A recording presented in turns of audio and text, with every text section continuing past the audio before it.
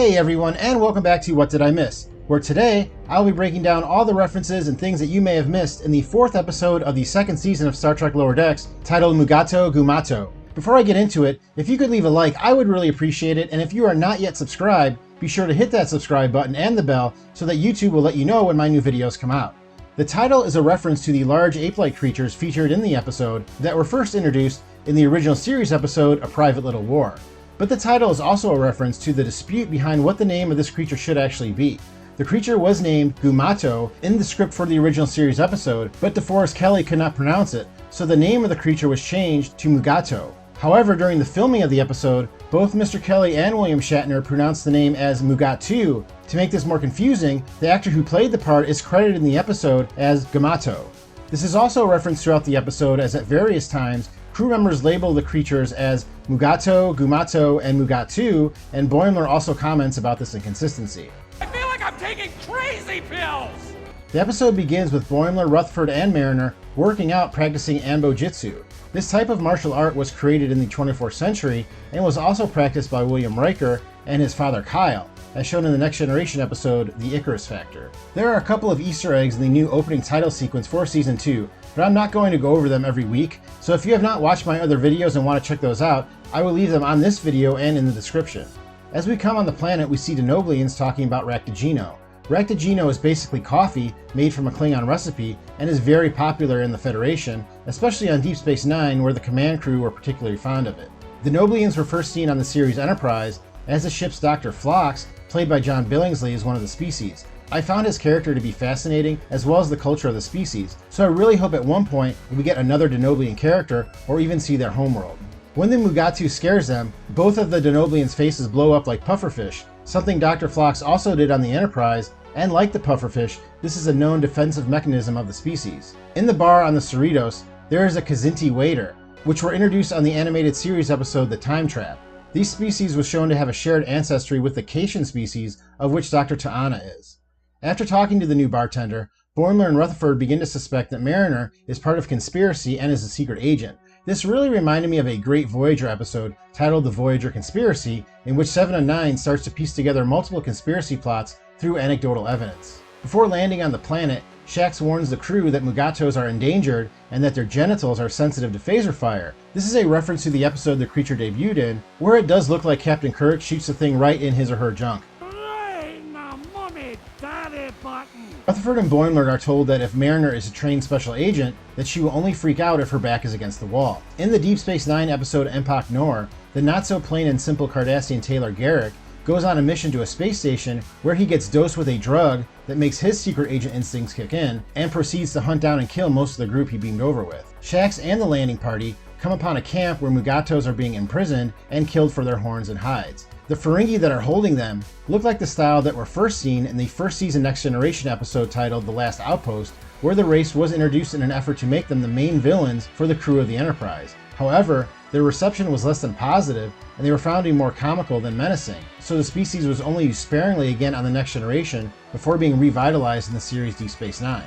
In fact, the actor who played Quark on Deep Space Nine, Armin Shimmerman, actually played one of the Ferengi in The Last Outpost, a character named Latek, and when given the chance worked with producers to reinvent the alien species, as he was also dissatisfied with their initial appearance. These Ferengi not only have a lot of the same mannerisms as the Ferengi from the Last Outpost episode, which Mariner does point out, but they also use the famed energy whips. These were featured in the first Ferengi appearance and also shown on the series Enterprise in the episode Acquisition, when a character played by Ethan Phillips, who also happened to play Neelix on Voyager, held one briefly. After Shax and the landing crew attack the camp, the alien trying to make a deal with a Ferengi says, "Thank the Maker you are here," which is a reference to this line from Star Wars. Thank the Maker. I feel like this green character is just a big Star Wars fan, because the dice that he has hanging on his ship remind me of the dice that Han Solo had on the Millennium Falcon, as well as in the prequel movie Solo. This character is named Mr. Hyde, and appears to be a Benzite, a race first introduced on the Next Generation. Shax is stung by a Mugatu horn and poisoned, and Mariner has to cut out the wound and suck out the poison, which scares off Boimler and Rutherford. In the episode A Private Little War, Captain Kirk is also stung by a Mugatu, and a shaman has to perform a ritual to cure him, or McCoy states that he will die. Right before Boimler and Rutherford meet Patingi, they hide from a Mugatu in a scene that reminded me of the hobbits running away from the Black Rider in the Lord of the Rings movie Fellowship of the Ring. Patingi is a Tellarite, and it seems that Lower Decks is going with the design of the species used in the series Enterprise. This is kind of confusing, considering that the new animated series Prodigy also has a Tellarite character, and that design looks very different, and is more similar to the one seen on the series Discovery. I prefer that design honestly, but either way I wish the producers would just pick a lane and go with one, especially if now they have a Tellarite member on a main cast. If you are also looking forward to the new series Prodigy, I just did a video about the new opening sequence of that show that I will link here if you would like to check it out. In the bar, after Tendi is able to get a scan of Stevens, there's a medical officer sitting at the bar with a similar visor to the one used by Geordi LaForge. But by this time, even Geordi was not wearing a visor and instead had cortical implants, as seen in his various appearances in the Next Generation era movies. Rutherford says that Mariner could be part of Section 31. Section 31 is the secret covert operations division of Starfleet that everyone seems to know about, and was featured heavily in Deep Space Nine and Discovery. Most of the major powers in Star Trek have at least one covert operations team, with the Romulans having at least two, the Tal Shiar and the Zhat Vash.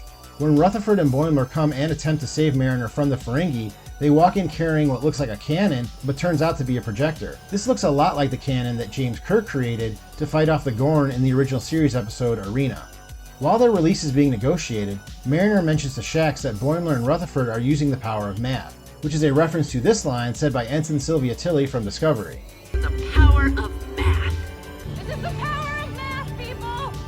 In a way, the resolution of this episode is an allegory to the evolution of the Ferengi throughout Star Trek's history, as they were first portrayed as being a savage-like race that were only concerned with conquest, and then evolved into a more capitalistic species.